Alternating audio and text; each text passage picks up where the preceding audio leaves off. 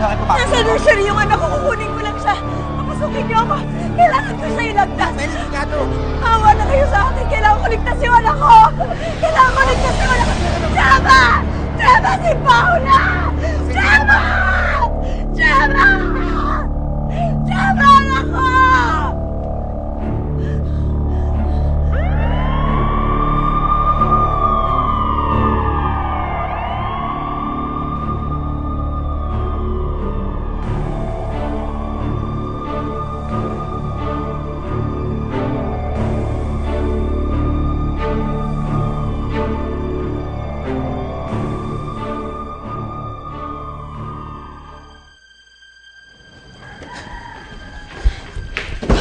Madel, Nay!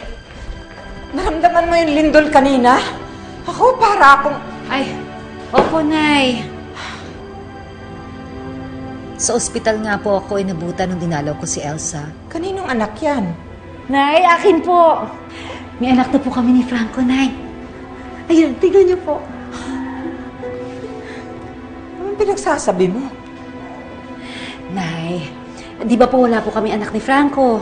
O ito po, may anak na po kami. Nakita ko po kanina sa ospital. Patay na po yung nanay. Sa akin na po itong batang ito.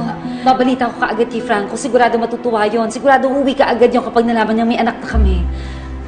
Ang ganda niya na yun, babae. Yung anak ko nasa loob. Papasukin niyo ako. Iligtas yung anak ko. Panangawan niyo na. Gemma! Gemma, kumari ko yan! Gemma! Gemma, yung anak ko! Gemma! Sige, dali mo. Doc! Doc!